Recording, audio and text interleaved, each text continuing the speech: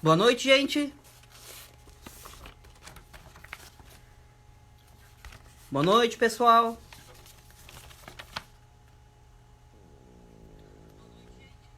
Tudo certo. Então tá, gente. Estamos aqui para fazer a nossa terceira live da Sicredi Pioneira.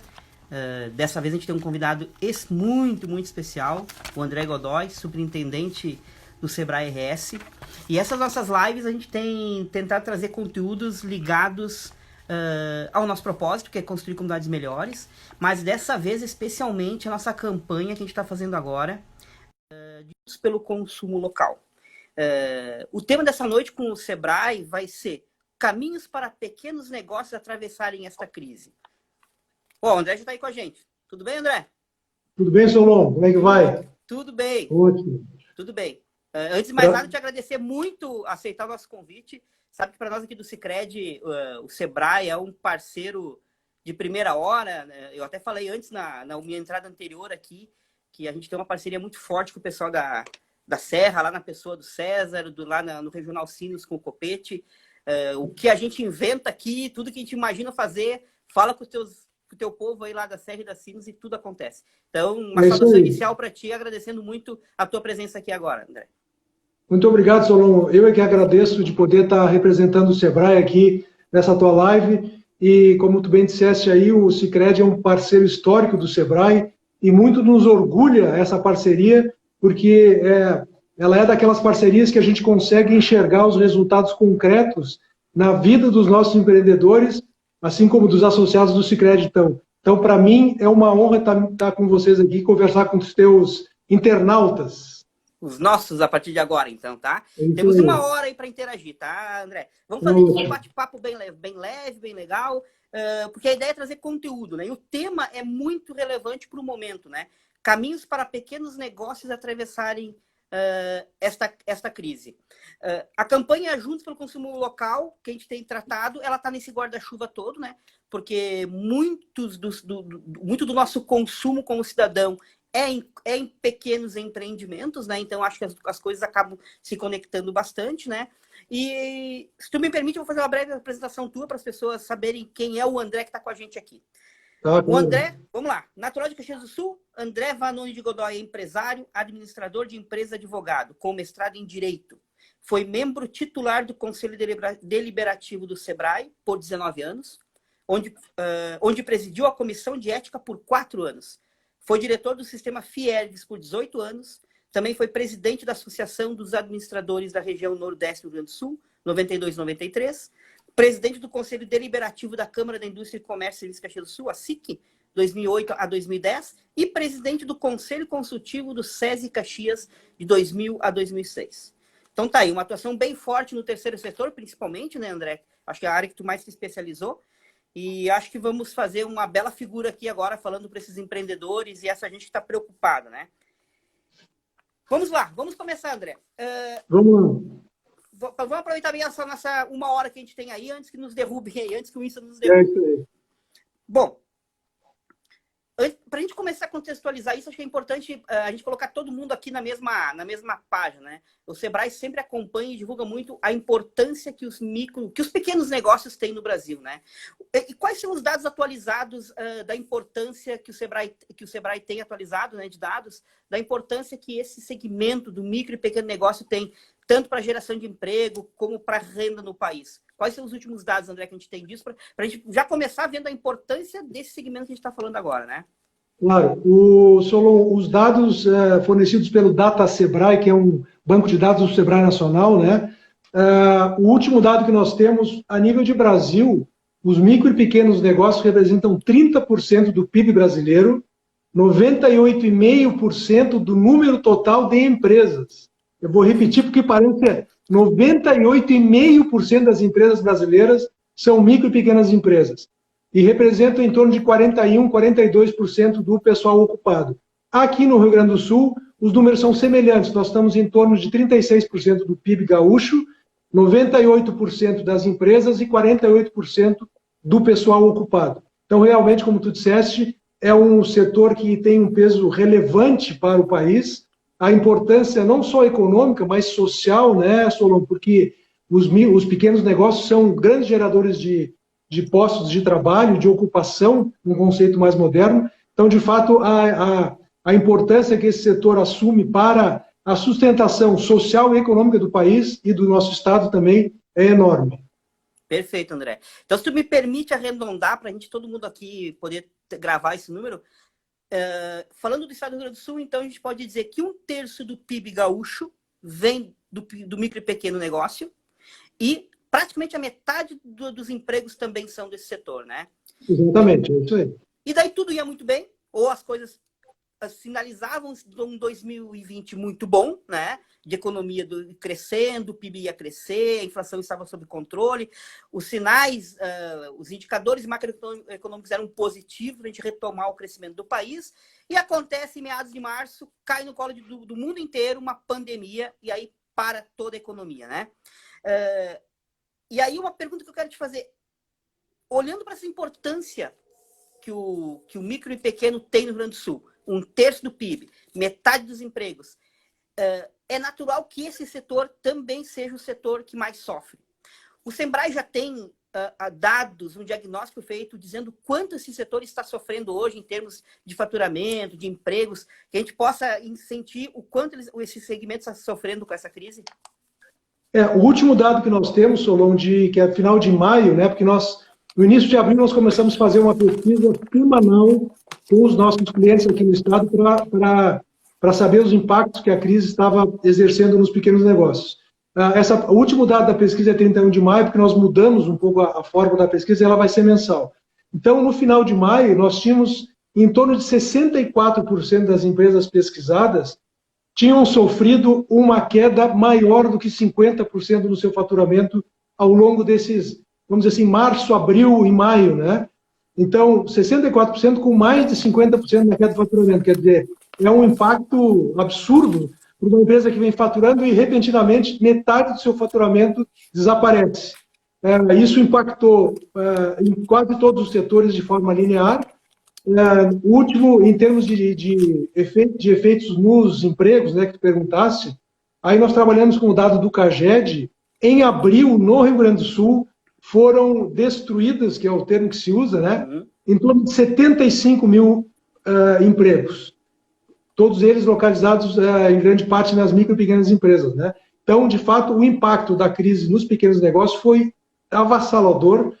Essas medidas das autoridades, tanto do governo do estado como dos municípios, proibindo a abertura dos estabelecimentos e a circulação de pessoas, né? Porque não basta o estabelecimento estar aberto se não tem gente para entrar dentro da loja, né? Então, realmente, o impacto foi muito grande e os pequenos negócios sentiram de maneira muito drástica esses efeitos, estão sentindo ainda, né? Porque ainda há uma certa confusão entre os decretos de abertura e fechamento. Então, o impacto foi muito relevante e os números mais fundamentais que demonstram esse impacto é exatamente esse relativo ao faturamento.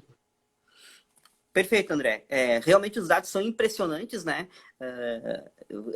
Tem o potencial de se durar muito mais, destruir realmente a economia toda, né? Porque se a gente está falando de 50% dos empregos e 1/3 do PIB, se isso perdurar por muito mais tempo, o estrago pode ser até irreversível, né? Em muitas empresas, Solon, certamente será. Porque teve muita gente, especialmente os pequenos, que já fecharam para não abrir mais, né? Então, realmente, é uma situação muito preocupante. O desafio do empreendedor, de um pequeno negócio, mesmo num cenário positivo, um cenário de normalidade, já é um cenário desafiador, né? Porque o pequeno negócio sempre tem as suas dificuldades de acesso a crédito, tem as suas carências de gestão e tudo mais, né? Tudo isso ficou muito mais evidente agora nesse cenário de crise, né?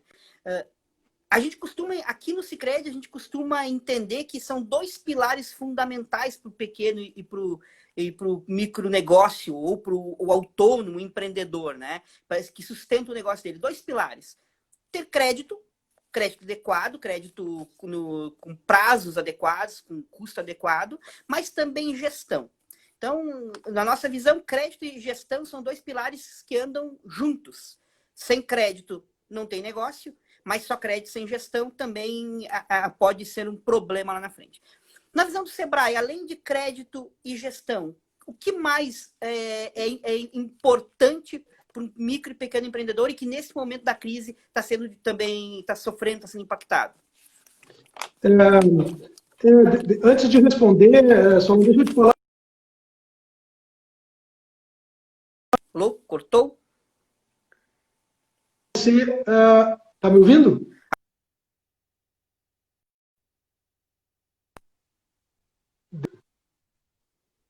Pode voltar. Está me ouvindo, Solon? Estou te ouvindo.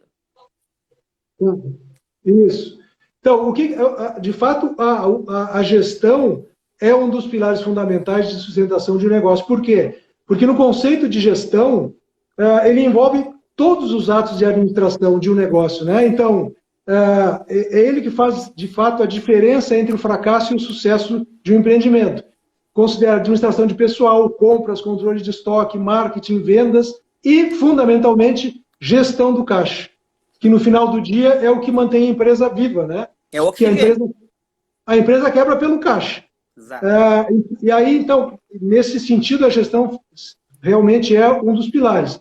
A questão do crédito, entendido aqui como os recursos que estão colocados à disposição das empresas, ou para alavancar os seus negócios em épocas de crescimento, ou para socorrer o caixa em tempos de crise, né?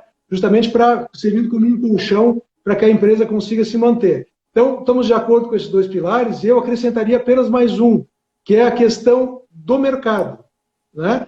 Porque não adianta ter gestão, ter dinheiro e estar no mercado errado ou ter o produto errado, né? Então, é preciso que as empresas também tenham atenção para a questão do mercado, que, em lato sensu, nós estamos falando de clientes, né, Solon? E aqui eu queria deixar um alerta, porque no senso comum, as pessoas pensam que o empreendedor, que o dono do negócio não tem patrão, né? Que na verdade é ele que toca o negócio, não tem que dar satisfação para ninguém. Isso é um engano. O dono do negócio, o empreendedor, não só tem patrão, como tem dois patrões, que é o caixa e o mercado, justamente, né? Ou seja, se o empresário negligencia o caixa, ele quebra. Se ele não ouve o mercado, ele não cresce e logo ali na frente ele vai fechar. Então, isso nós dizemos aqui, o empreendedor, o dono do negócio, ao acordar todo dia, ele deveria se perguntar pelo menos uma vez por dia, como é que está o meu caixa e como é que está o mercado, como é que eu estou olhando para o meu cliente, né? Porque esses dois chefes, Solon, o caixa e o mercado, são implacáveis. Se a gente não obedecer a eles, é fatal para as empresas. Muito legal essa analogia, nunca tinha ouvido essa analogia, mas ela é fantástica para o pequeno negócio, né? A gente costuma dizer aqui no Sicredi que o caixa é o oxigênio, mas na verdade podemos entender que o caixa é o patrão mesmo, né? Do empreendedor. Claro que nessa cenário de crise, tanto caixa como o mercado sumiram. Ou está muito escasso de se buscar, né? É por isso que muitas vezes a alternativa vira o crédito, porque eu preciso de fôlego para aguentar o tempo. A gente está dizendo muito aqui na Pioneira, e falando inclusive com nossas equipes que estão atendendo os associados na ponta, de que nesse momento a gente tem que exercer muita empatia, né? Se colocar no lugar do empreendedor que está com o negócio dele fechado, tentar sentir um pouco da dor que ele está sentindo. Mas o que ele precisa agora, que é crédito, na verdade, ele precisa de tempo. Tempo para que se volte o mínimo normal possível. E por isso que não adianta a gente dar crédito e o crédito ser para pagar uma parcela daqui a 30 dias. Ele não vai conseguir pagar a parcela. Então aí entra a importância das carências, da prorrogação de parcelas e tudo mais. Então, nos focando agora um pouquinho, André, em crédito. Existe... hoje eu li nas redes sociais que as empresas, os pequenos empreendedores estão reclamando do acesso ao crédito, que estão tendo muita dificuldade de acessar crédito nesse momento. Também li hoje, eu não sei se teve a possibilidade de ler, uma coluna na Zero Hora do Ricardo Ingel, que já foi até diretor do Banrisul, explicando o porquê que os bancos agem assim nesse momento, e ele explica pela lógica do banqueiro, que não é errada, ela está certa, né? Porque ele busca rentabilizar o acionista, e num cenário de muito risco, ele corre o risco de perder dinheiro e o acionista ficar insatisfeito e cai ações da bolsa e todos aqueles impactos que a gente sabe que o mercado aberto tem, né? O Sebrae tem estatísticas já que falam, que já conseguem atestar que é fato, que tá difícil de buscar crédito hoje mesmo em banco para o pequeno e para o microempreendedor? Sim, Solon. Eu queria concordar contigo, inicialmente, sobre essa questão dos bancos quererem ganhar dinheiro, né? Qual é o produto do banco? É o dinheiro. Assim como uma fábrica de sapatos precisa vender o sapato com um preço determinado para que ele possa ter lucro e continuar reinvestindo no seu negócio, o produto do banco é o dinheiro. E o banco privado tem que se remunerar para poder continuar exercendo a sua atividade. Então, a questão de criticar os bancos porque eles cobram taxas muito altas, tem uns até que chamam que os bancos praticam usura no Brasil, porque as taxas são muito altas, né? Há uma certa razão nisso, porque, de fato, considerando a realidade brasileira, as taxas são bem elevadas, mas isso é uma coisa normal, que é regulada pelo mercado. Então, o banco tem que ganhar dinheiro, como qualquer outro. O que nós dizemos aqui no Sebrae é que, para isso, existem os bancos públicos, por exemplo. Né? Por quê? Qual é a razão de uma empresa pública, uma empresa estatal, no caso, uma instituição financeira pública? É dar vazão para as políticas públicas, no caso, políticas de crédito. Justamente nessa época de crise, que o governo tem que socorrer as empresas, que, diga-se de passagem, estão nessa situação não por incompetência, mas por um fator externo. E isso é muito importante que as pessoas entendam, né? Porque tem muita gente que critica a ajuda que o governo está querendo dar para as empresas, como se fosse uma assistência indevida.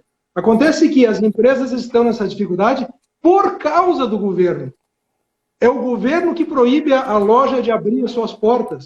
Então, quer dizer, não está na mão do empresário, do empreendedor, as ações para evitar que tenha dificuldades. Então, nesses casos, os bancos públicos, Solon, é que deveriam fazer esse papel de levar crédito para a sociedade que dele necessita em condições razoáveis. Certo. E não é o que tem acontecido. Por quê?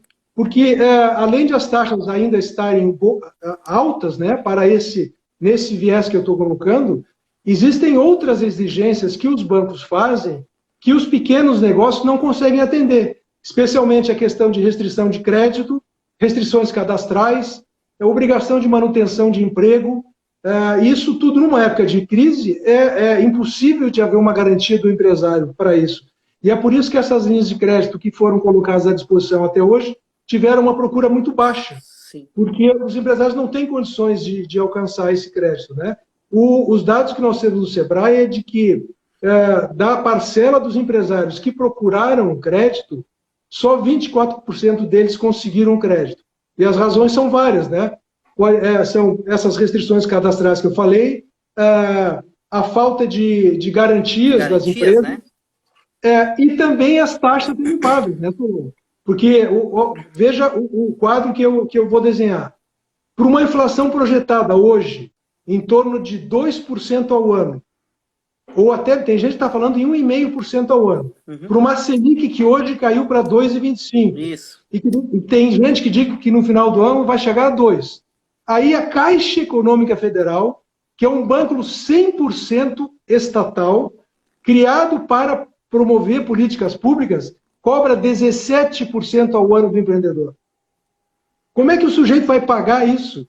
Então, ele olha para isso, eu não vou pegar esse dinheiro, como tu disseste, eu dou um oxigênio para o meu caixa agora, daqui a 3 meses eu não tenho como pagar o financiamento. Né? Ou seja, ele estaria apenas adiando o problema. Certo. Então, de fato, esses problemas precisam ser equacionados pelas entidades oficiais que estão oferecendo crédito para os empreendedores. Nós tivemos agora lançado essa semana que a Caixa aderiu, o Banco do Brasil também, eu acho que o Itaú, o Santander, que é o Pronamp, que aí é um programa também de garantia, que tem aí, esse aí tem uma taxa muito, muito baixa. Hoje, com a Selic caindo, a taxa ao ano é de 3,5%. Está perfeito. Só que é o seguinte, o empresário, para tomar esse crédito, tem que garantir o mesmo número de emprego durante o prazo do empréstimo, que pode ser até de 3 anos. No meio de uma crise dessa, Solon, como é que o empresário vai fazer isso?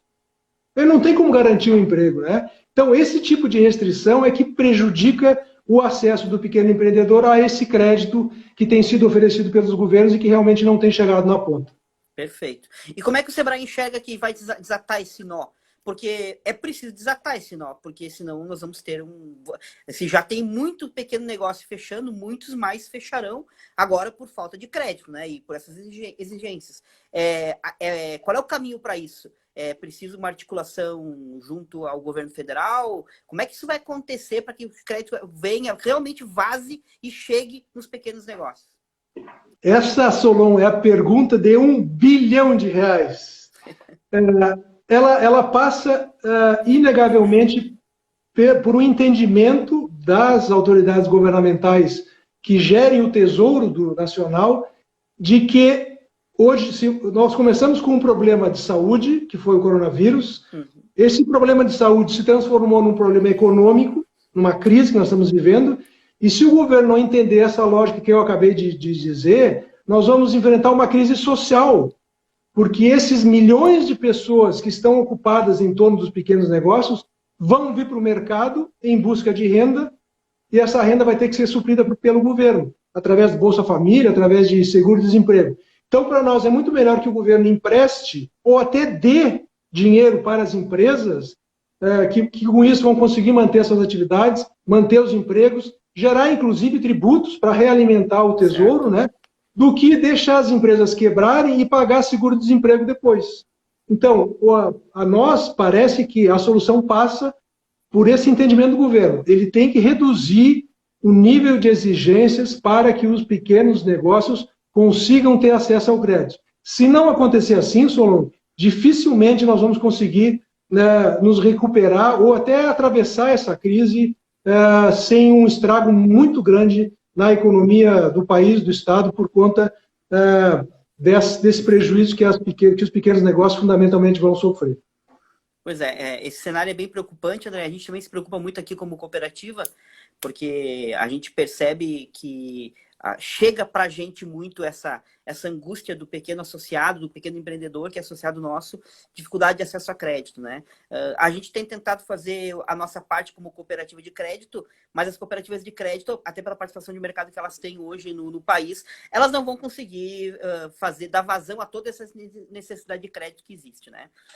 E no aspecto das garantias, a gente usa um mecanismo muito interessante que é a RS Garante, né? Que são as sociedades garantidoras de crédito. Eu vi que o Marcelo Lima está aí com a gente na live, então um abraço para o Marcelo, nosso parceiro lá na RS Garante. O Sebrae também vê nas sociedades garantidoras de crédito uma alternativa para isso.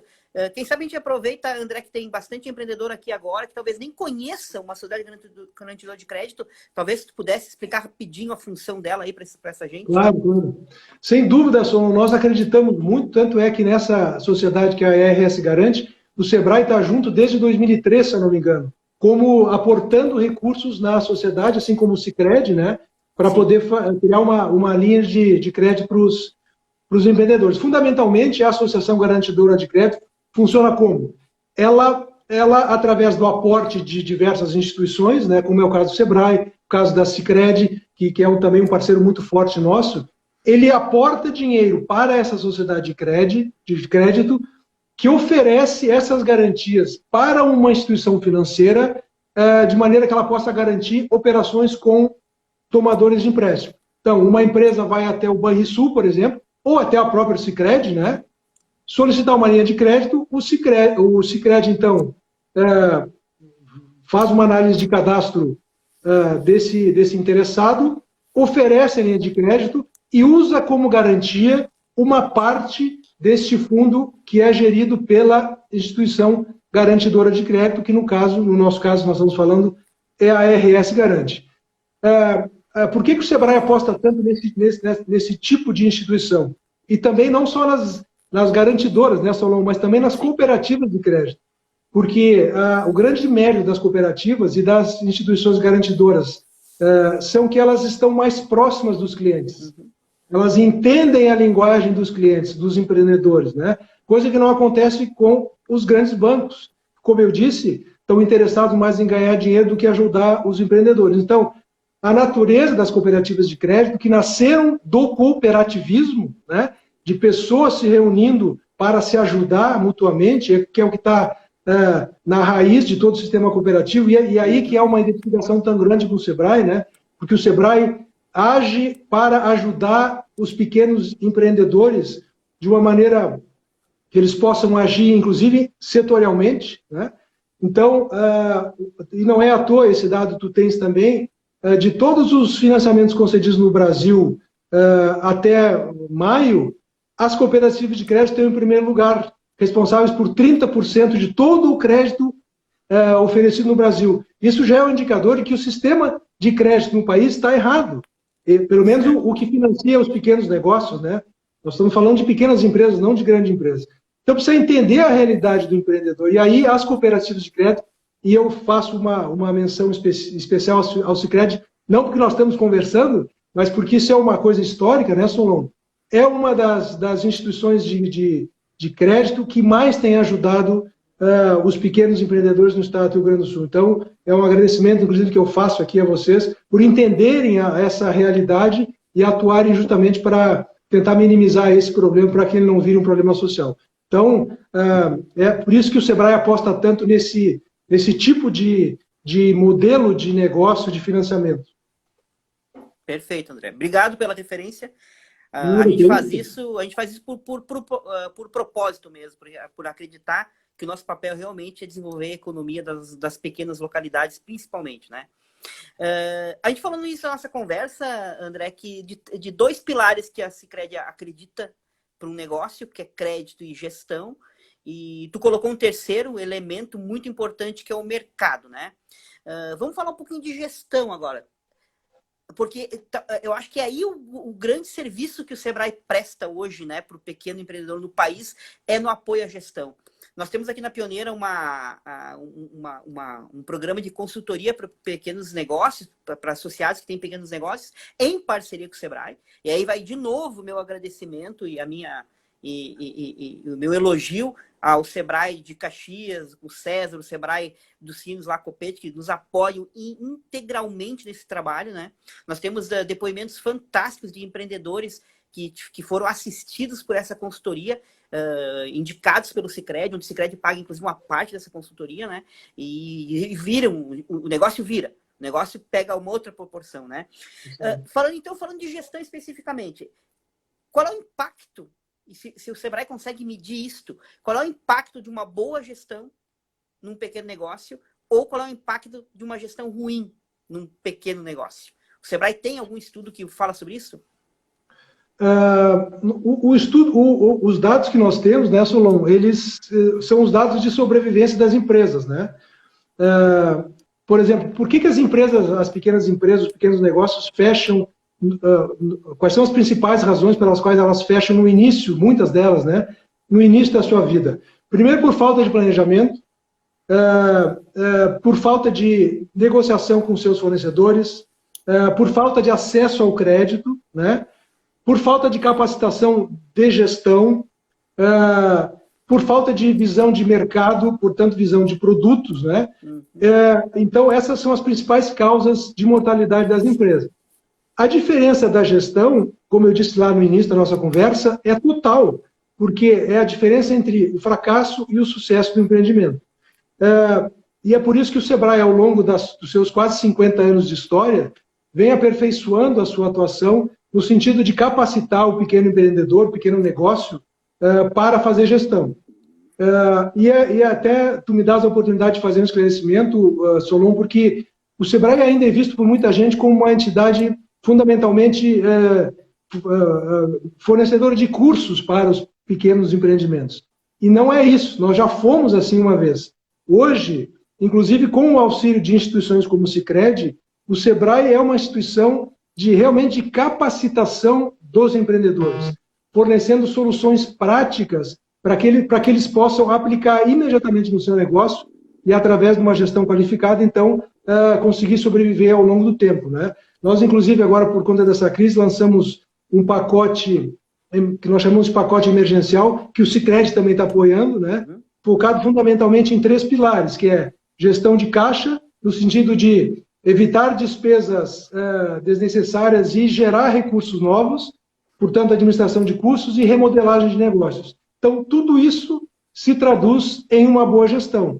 E é isso que faz a diferença entre a sobrevivência e a morte de uma empresa no médio e longo prazo. Perfeito, André.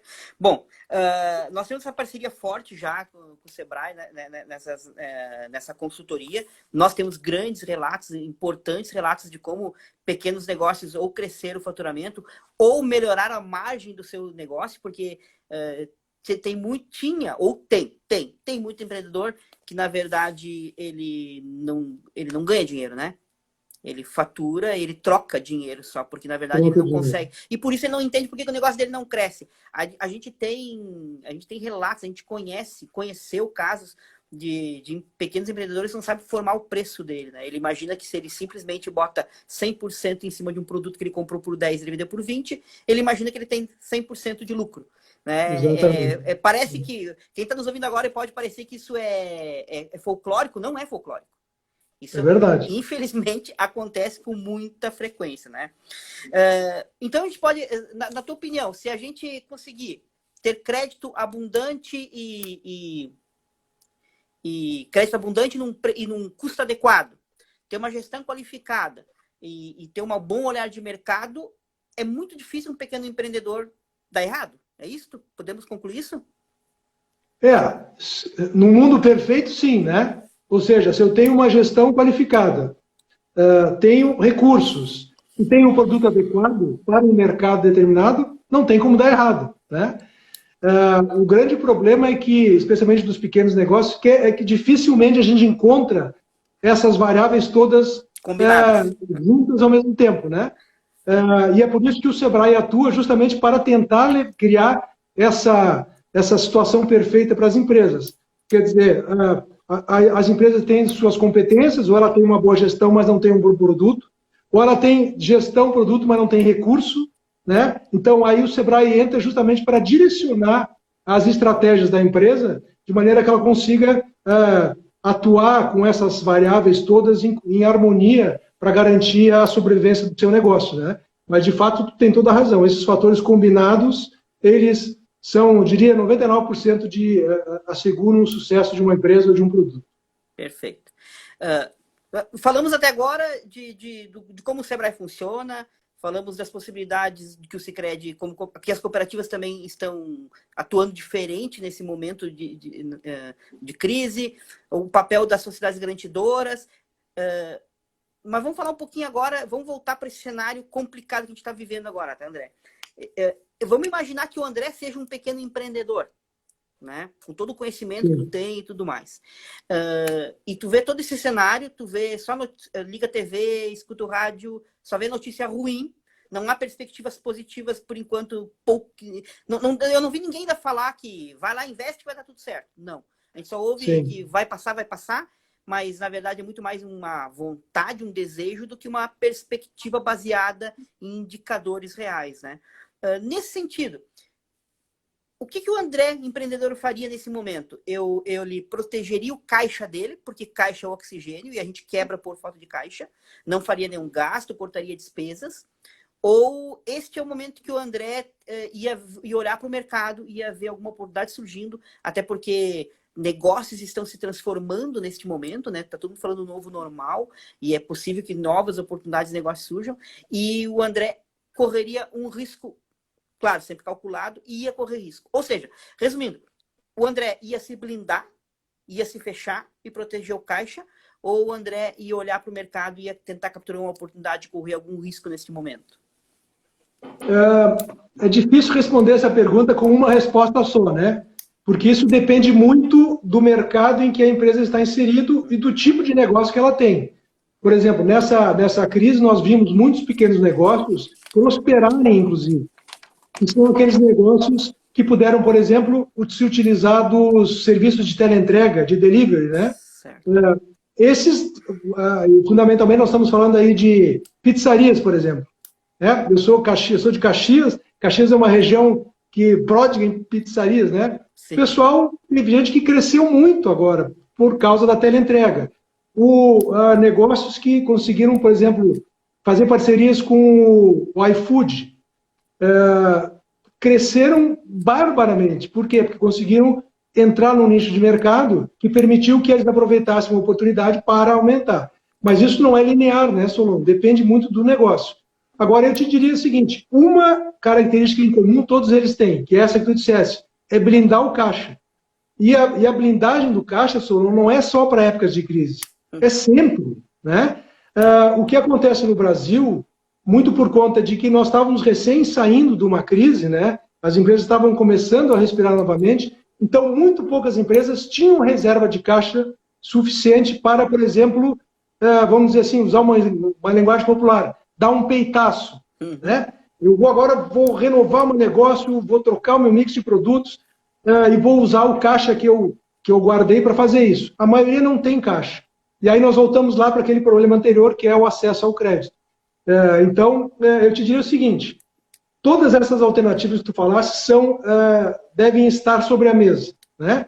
Preservar o caixa, inovar no seu negócio. E aqui é uma outra coisa que é bacana a gente desmistificar, que muita gente pensa que inovação é sinônimo de tecnologia. Não é. Inovação é tudo que traz resultado para uma empresa. Então, por exemplo, a alteração de um fluxo dentro de uma fábrica, a mudança de um layout de uma loja, a mudança de mix de produtos, dos canais de venda, às vezes até a mudança do layout de uma vitrine de uma loja pode ser considerada inovação, desde que ela gere um aumento de resultados para a empresa. Então, os pequenos negócios devem se atentar para isso, né? Porque às vezes uma mudança muito simples gera um resultado fantástico para a empresa. E nisso também o Sebrae também está trabalhando muito para ajudar as empresas a enxergar onde é que estão as oportunidades que não podem ser listadas assim como alternativas exaustivas. Depende muito do mercado que a empresa está, do negócio que ela está inserida e da condição da empresa em si, se ela tem caixa, se não tem, se ela tem uma folga ou não, né? E aí sim, se olhar para o cenário para poder tentar diversificar, inovar, às vezes arriscar mais, né? Para tentar justamente capturar alguma oportunidade de mercado de uma outra empresa que tenha fechado. Então, é uma análise muito complexa e aí o Sebrae entra muito junto às empresas para ajudar a enxergar essa realidade que pode ser favorável ou não, né? Depende muito da situação da empresa. Perfeito. Só para fazer referência aqui, tem bastante gente, amigos nossos aí na live. Eu vi agora o Rogério lá do Mob Caxias, que tu conhece também. Claro. Já falei do Marcelo da RS Garante. Também o presidente da Pioneira, do Conselho, o Thiago Schmidt, tá bem ativo aí, fazendo comentários aí na live. Vi o pessoal do CDL de Caxias, CDL de Novo Hamburgo, a Vera, eu já vi aqui também, tá aí com a gente. Então tem bastante gente qualificada aí acompanhando a nossa live. Vou aproveitar essa quebrada no ritmo, André, para fazer uma pergunta que está no contexto. Lá no início a gente falou que isso está no contexto, mas sai um pouquinho fora do gestão e crédito para o pequeno negócio, que é o consumo local. Porque eu me lembrei de uma questão quando tu estava falando sobre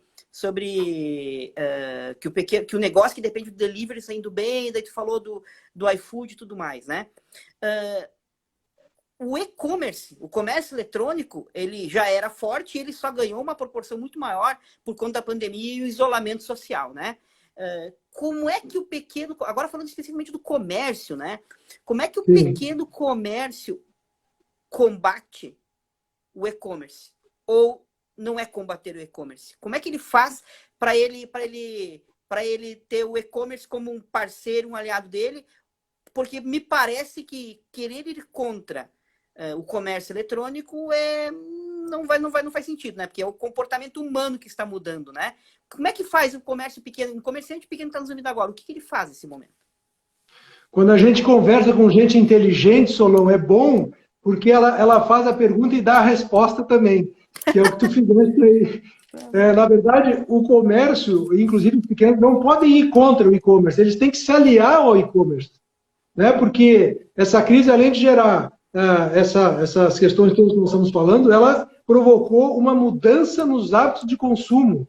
E o que nós temos lido e detectado é que essas mudanças vieram para ficar, né? As pessoas acabam se acostumando com as coisas boas, né? Com comodismo, comodidade.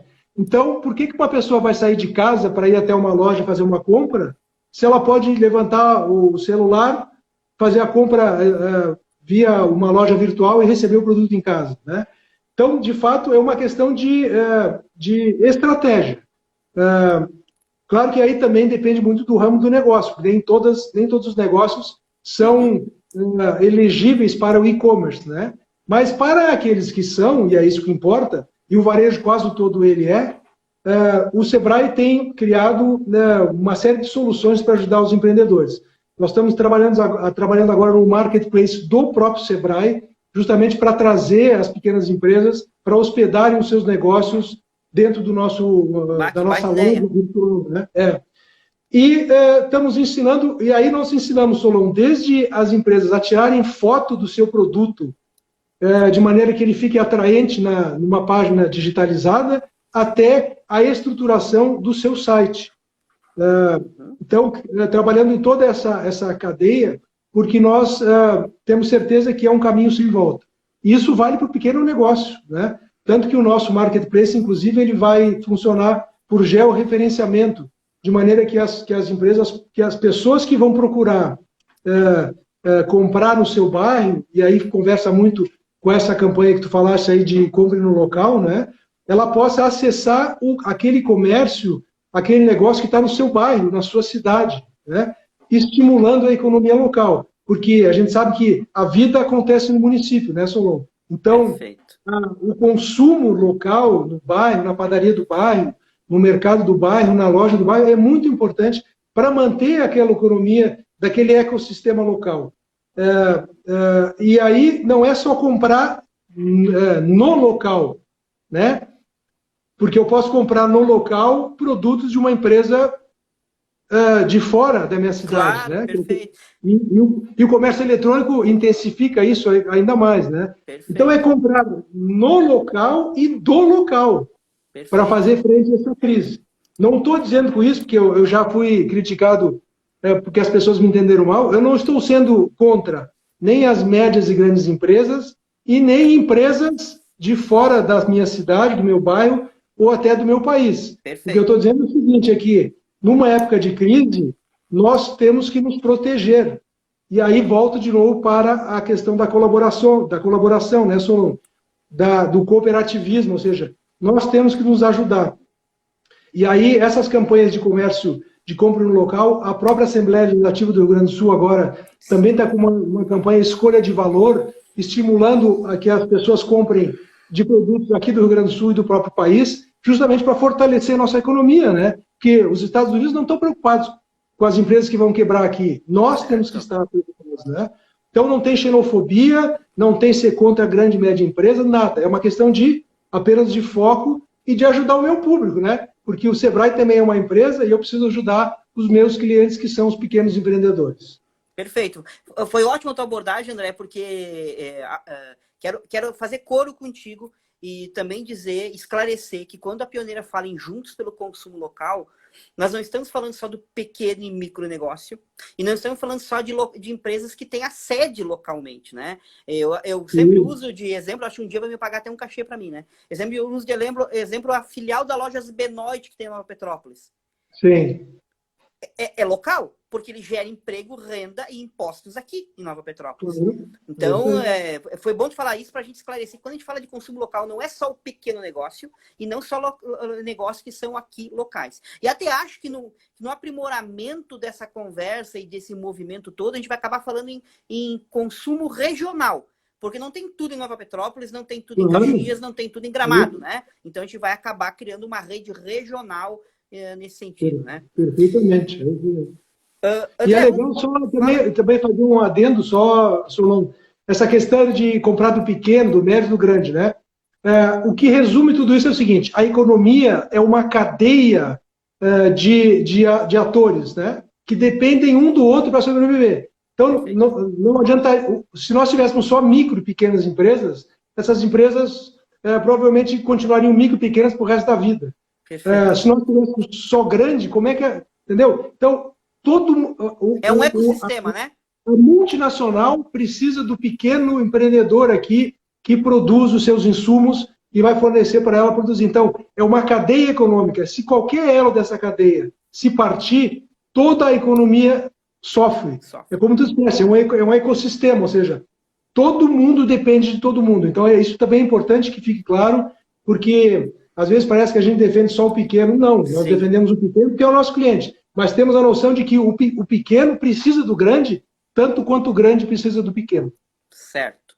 Também quero registrar a presença aqui também da nossa live do Marcelo Wendler, que é conselheiro da cooperativa. O pessoal da Assiste lá de São Leopoldo. Amanhã eu vou ter uma live, inclusive, com o pessoal lá da Assiste sobre consumo local também, capitalismo consciente, tudo isso que a gente tem falado bastante agora. Também vi o pessoal da Visão de Gramado. Obrigado aí pela presença de todo mundo aí. André, faltam em torno de uns 15 minutos, né? E eu vou te fazer aquelas perguntas agora que é para a gente gravar, tá? A resposta. Vou até tomar uma água, então, para... Então, vamos lá. Dizem que todas as crises deixam aprendizados, né? Que crises, inclusive, filtram o mercado. Nós que somos gaúchos, gostamos de futebol, dizem que separa o homem dos guri, né? As crises, né? E colorados, inclusive, né? Colorados, claro. Só para registrar, né? Só para registrar. Possivelmente, esta é a maior crise que não chegamos... A econômica, né? Nós não chegamos nem no pico dela. Possivelmente vai ser a maior crise que todo brasileiro vivo já viu. Talvez teve uma crise pior, mas daí já tá morto, não viu, né? Na nossa geração, não vai ter outra crise pior que essa, né?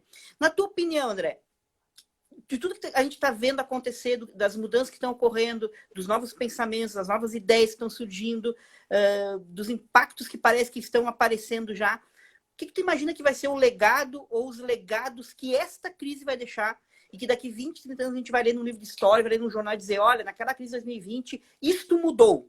Isto não foi mais desse jeito. O que tu imagina que serão os legados dessa crise? Eu acho, Solon, primeiro, essa tua observação sobre a crise. A gente sempre tem a tendência de achar que a crise que nós estamos vivendo é a pior de todas, né?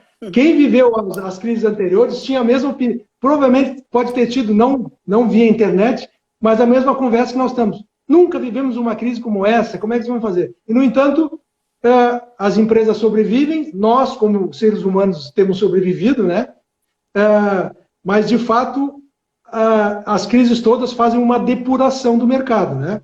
Os mais fortes sobrevivem, os que conseguem se adaptar mais rapidamente vão sobreviver. Agora, em termos de legado, o que eu acho que vai acontecer é que essa crise de agora, ela vai, como nós falamos antes, vai provocar uma mudança significativa nas relações entre agentes. E por agentes eu quero dizer entre consumidores e empresas e fornecedores e também entre empresas. Porque a questão da virtualização, da digitalização, ela de fato provocou, isso nós refletiu inclusive nos modos de trabalhar, né, Solon? Aqui no Sebrae, por exemplo, nós, no início da crise, nós colocamos 100% dos nossos funcionários em regime de home office. E já estamos tornando definitivo esse regime para 1/3 dos nossos funcionários. Então, isso tudo vai causar uma mudança no mercado de trabalho, no mercado de consumo, e as empresas precisam estar atentas a essas tendências e adaptar as suas estratégias, as suas operações a essa nova realidade. Os mercados ficaram mais curtos, mais próximos, os consumidores ainda mais exigentes, né? Porque se antes os consumidores exigiam qualidade, hoje eles exigem qualidade e velocidade. Certo. Né? O que faz a diferença entre uma iniciativa bem-sucedida e uma que não vai ter sucesso é a velocidade com que ela chega até o consumidor. Porque a concorrência aumentou muito, os meios estão disponíveis para quase todos, inclusive para os pequenos, né? A tecnologia, na medida em que ela avança, ela vai ficando mais barata, então ela é acessível a todas as pessoas. Hoje ainda nós estávamos tratando da questão da educação. O Brasil tem em torno de 48 milhões de alunos. Exatamente metade deles tem acesso à internet diariamente. Isso é uma revolução, não só no ensino, mas também na maneira como essas crianças vão se portar, né? Daqui para frente. Tem um dado de uma consultoria americana, a McKinsey, que diz que as crianças que estão em idade escolar hoje, Solon, 65% delas vão trabalhar em profissões que ainda não existem. Como é que a gente ensina uma criança num cenário desse, né? Então, o que nós temos que trabalhar fundamentalmente? Trabalhar comportamento, trabalhar atitude. Isso vale também para o empreendedor. Portanto, essas questões todas têm que estar na pauta. As empresas não devem jamais dar o seu mercado como garantido. ou achar que a pior crise é essa, que já passou, né? Porque a pior crise é sempre a seguinte, né? Olhar constantemente para o futuro, para as tendências que a economia e a sociedade estão se dirigindo, estar bem informado, participar de fóruns de debate, construir redes de relacionamento é muito importante entre empresas, entre setores, né? Porque nós temos visto muitas empresas se ajudando agora, então isso faz parte de relacionamento também. E sempre, Solon, estar de bem com os nossos chefes. Aqueles que eu falei antes. O caixa e o mercado. Aí as coisas tendem a ser menos difíceis, vamos dizer assim. Mas eu não tenho dúvida que nós vamos enfrentar ainda uma situação ainda de muita competição. As empresas vão sofrer muito ainda. Mas o recado que eu deixo é esse, então. É preciso olhar para o mercado como um todo, cuidar dos clientes, cuidar do caixa e procurar as tendências, procurar para onde o mercado vai, fazer alianças e trabalhar, porque a sorte, ela sozinha é para poucos, né? A sorte acompanhada de talento, essa é para quem se dedica, né? Perfeito, André. Existe um movimento no mundo chamado capitalismo consciente, que tem falado muito, tem trazido a reflexão dos líderes empresariais, do impacto que eles causam em todo um ecossistema, né? Principalmente os stakeholders, né? As partes interessadas, que são o funcionário, o cliente, o próprio acionista, que tem que ser sempre muito bem remunerado. Não vamos nunca esquecer isto, né? Ele tem que ser muito bem remunerado, porque ele que arrisca capital no negócio, né? O fornecedor, os próprios governos que vivem desses impostos, né? Neste momento da crise, está se falando muito em colaboração, em fazer juntos, em cooperação. Não estou falando de cooperativismo, estou falando de cooperação, né? Existe um termo até que surgiu nos Estados Unidos, que traduzindo para o português ficou coopetição, né? Competir. Eu tenho um exemplo que eu acho muito legal disso, e tu que é caxiense sabe também. Randon e Marco Polo se juntaram para criar uma pista de testes que os dois juntos usam, né? Em vez de cada uma criar a sua pista de testes, ia gastar não sei quantos milhões na pista de teste. A Randon para testar a carroceria de caminhão, a Marco Polo para testar a carroceria de ônibus. Eles fizeram uma pista só. E isso é competição, né? Tem outra... Desculpa te interromper, só fazer um parênteses. Tem outra iniciativa que participa o Randon e a Marco Polo também, que é sensacional e que demonstra a visão dessas empresas, dos seus líderes, né? Que começou como um instituto, o Hélice, que era uma união da Marco Polo, da Randon, da Florence e da Soprano, que se uniram para desenvolver startups, para produzir soluções para, quer dizer, empresas que são, que eventualmente em algum momento podem disputar mercado, estão se unindo para criar soluções que possam ajudar o negócio de todos, com a consciência de que se todo mundo for bem, todo mundo ganha, isso, né? Essa é a lógica do capitalismo consciente, a lógica do ganha-ganha. Até para te dizer que o Sicredi Pioneira participa do Hélice também, somos associados lá, participamos do movimento lá junto com eles lá. Voltando então, eu quero te fazer uma pergunta. Tu acredita que essa mentalidade, que nesse momento, não é mentalidade, esse sentimento de ter que se ajudar e se apoiar, que floresce em momentos de crise, em todas as crises esse sentimento floresce. Tu acredita que nesse momento as lideranças ou até a humanidade está pronta para subir um degrau e ter uma visão mais humanista dos negócios? Ou assim que as coisas voltarem de novo para o normal, volta tudo para competição selvagem e tudo mais? Ou será que a gente está chegando já, subindo um degrauzinho nessa escada aí? Eu acho que a gente está subindo um degrauzinho, Solon, mas não a escada toda. O que eu acho que vai acontecer é o que nós temos visto ao longo da história dos povos, né? Nós vamos melhorar um pouco, mas ainda vamos voltar ao status anterior em muitas coisas, porque isso é da natureza humana, né? Então, na época, eu vou usar uma figura que eu espero que não ofenda ninguém, mas que é uma realidade, né? Tem muito ateu que na época de crise reza para Deus, né? E aí, depois que passa a crise, ele esquece daquela fé toda. Eu acho que o que nós vamos viver vai ser um pouco disso. Acho que nós vamos melhorar muito. Acho que as relações, inclusive entre as nações, pode melhorar muito, entre empresas e tal, mas eu não tenho a ilusão de que a humanidade vai dar um salto exponencial para uma harmonia entre os povos, que todo mundo vai se amar. Acho que não vai acontecer isso. Mas confio que vamos melhorar, né? E acho que isso já é muita coisa. Sim. Né? Porque nós temos que ter uma visão sempre de longo prazo, né? De evolução. O importante é evoluir. Nos tempos medievais, as pessoas eram executadas em praça pública, esquartejadas em praça pública. Né? Hoje, nós ainda temos violência? Temos. Mas as maneiras que nós encontramos para punir são mais, vamos dizer assim, humanizadas. Exato. Então, eu acho que isso vai acontecer com as relações entre as empresas, entre as pessoas, entre as nações. Nós vamos ficar um pouco mais humanos, mas não tanto quanto a gente pensa que seria um mundo ideal, né? Perfeito. Mas acho que essa é a minha visão. Ótimo. Saber, tendo a opinião de uma pessoa que nem tu, uma liderança, já achando que a gente vai melhorar, eu já ganhei a live de hoje, tá? André, faltam 5 minutinhos e o Instagram derruba mesmo, não tem, né? Sim. Então, vou te pedir agora para te fazer o teu recado final aí, para depois a gente fazer os encaminhamentos aqui para a gente poder terminar antes de cair a live aí.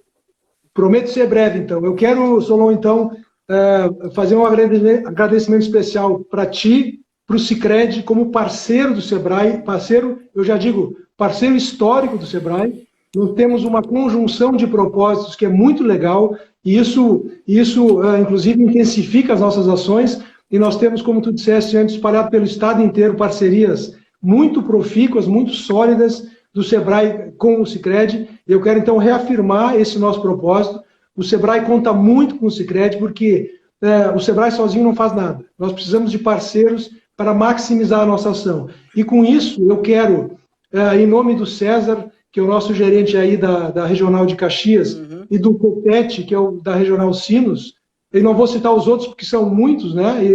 Mas como tu citasse os dois, e eles estão na área de abrangência da Pioneira, eu quero, em nome do César, em nome do Copete, agradecer a toda a equipe do Sebrae, que tem feito um trabalho excepcional desde o início dessa crise no atendimento dos pequenos negócios do Estado do Rio Grande do Sul. Eu tenho certeza, Solon, que nós fizemos a diferença na vida de muita gente desde que começou essa crise. E vamos continuar fazendo isso, contando com parceiros como o Sicredi e com outros tantos que nós trabalhamos aí para levar mais desenvolvimento para o Rio Grande do Sul. Não, perfeito, André. Nós somos testemunhas do trabalho que vocês fazem. Vou te fazer uma confissão aqui, que até uns 2, 3 anos atrás eu tinha uma visão diferente também do Sebrae. E ela mudou completamente. Qualquer ideia que a gente surge aqui, qualquer coisa, o primeiro nome que vem à cabeça, vamos falar com o Sebrae para ver se eles embarcam com a gente. Então, a gente testemunha disso. E essa conjunção de propósito que faz tudo isso acontecer, né? Porque a gente acredita que só juntos que a gente pode construir comunidades melhores, que é o propósito da Pioneira, mas que se aproxima muito do que a Sebrae também acredita em melhorar o ambiente de negócio, melhorar os pequenos negócios, né? Que são responsáveis por tanto emprego no país, né? E por uma fatia tão importante do PIB do Brasil também. Então, eu só queria dar um recadinho, Lu. Vai lá. É sempre sobre pessoas. São elas que fazem a diferença em qualquer coisa. Perfeito, se nós não cuidarmos das pessoas, nada vale a pena. Perfeito. Muito obrigado, André. Eu que agradeço, Solon. Obrigadão mesmo, tá, André? Conto contigo para teria mais perguntas e mais tempo para conversar. E nem abrimos para perguntas, né? Mas vamos ter outras, eu tenho certeza depois dessa, tá? Ótimo. Então tá, gente. Obrigado para todo mundo que estava assistindo a gente. Relembrar que a gente vai tentar trazer toda semana, na quartas-feiras, conteúdo relevante para o associado, seja ele micro, pequeno, grande, pessoa física. Hoje o foco foi nos micro e pequenos, que a gente trouxe o Sebrae aqui para falar com a gente, né? Lembrar que isso faz parte de uma campanha nossa que é Juntos pelo Consumo Local, que o André, inclusive, reforçou o coro aí e está junto com a gente, né? Nós temos uma ferramenta importante para isso, que é o Conecta, que também é um marketplace do sistema Sicredi, que junta associados do Brasil inteiro que podem comprar e vender produtos pelo Conecta. Também temos o Juntos, que é o programa de fidelidade da Pioneira, onde o associado da Pioneira pode trocar seu voucher por experiências em negócios locais, e por isso que ele também estimula o consumo local. Então, muito obrigado para todo mundo. Espero que a gente possa se ver de novo na quarta que vem, faltando 12 segundos para terminar o nosso tempo. Obrigado. Boa noite, gente. Tchau, tchau, André.